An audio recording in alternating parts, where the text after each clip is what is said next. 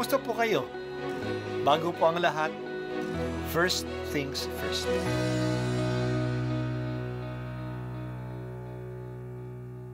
Good morning po.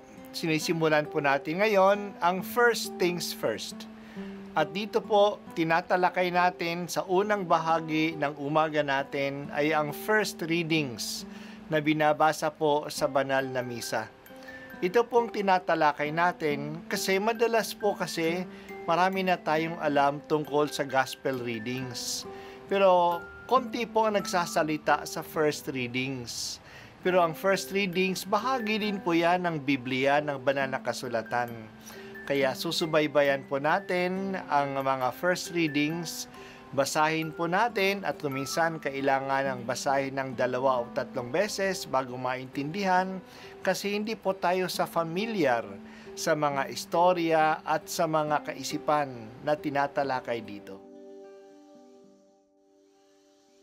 Ang pagbasa mula sa aklat ni Propeta Isaias. Ang makapangyarihang Panginoon ang nagturo sa akin ng sasabihin ko para tulungan ang mahihina. Tuwing umaga'y nananabik akong malaman kung ano ang ituturo niya sa akin. Binigyan niya ako ng pangunawa. Hindi ako nang himagsik ni tumalikod sa kanya. Hindi ako tumutol nang bugbugin nila ako. Hindi ako kumibo nang ako'y kanilang insultuhin. Pinabayaan ko silang bunutin ang buhok ko't balbas. Gayon din ang lurhan nila ako sa muka. Ang mga pagdustang ginawa nila di ko pinapansin, pagkat ang makapangyarihang Panginoon ang tumutulong sa akin. Handa akong magtiis pagkat aking batid na ang sarili ko'y di mapapahiya. Ang Diyos ay malapit at Siya ang magpapatunay na wala akong sala. May mga ngahas bang maghabla sa akin? Magharap kami sa hukuman at ilahad ang kanyang bintang. Ang Panginoon mismo ang magtatanggol sa akin. Ang salita ng Diyos. Salamat sa Diyos. Ngayong napakinggan natin ang 3 awit. Ngayon, napakinggan natin ang 3 awit ng lingkod ng Panginoon. Napakaganda ng kanyang simula. Ang makapangyarihang Panginoon. Ang makapangyarihang Panginoon ang nagsalita sa akin nang sasabihin ko para tulungan ang mahihina. Isang gawain ng lingkod ng Panginoon ang magpahayag ng magandang balita. Ang pahayag na ito ay galing mismo sa Diyos, kaya ito ay nakabibigay ng lakas sa mahihina at nagbibigay ng liwanag sa mga naliligaw. Ang lingkod ay handang-handang makinig sa mga aral na kanya namang ipinapahayag sa iba. Totoo ang sinabi ni Jesus na wala naman siyang sinasabi kundi ang narinig niya sa kanyang Ama.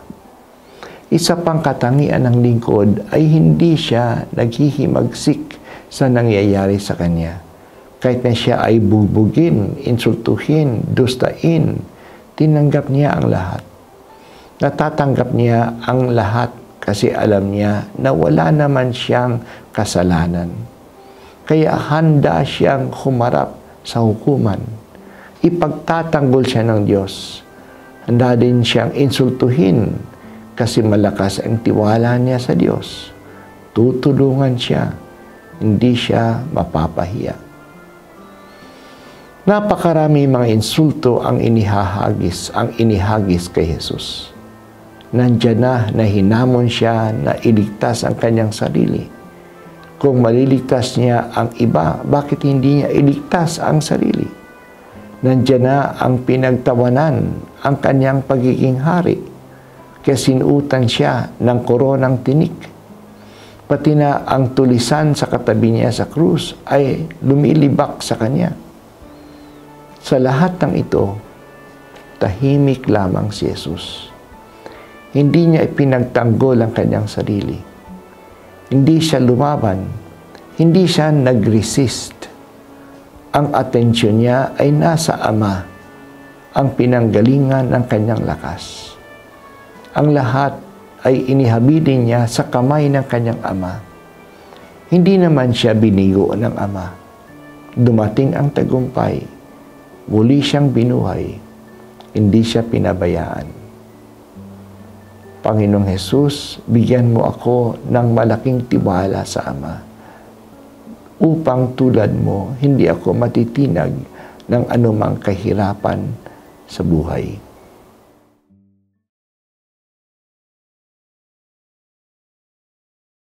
At ako po ay si Bishop Broderick Pabilio dito sa First Things First.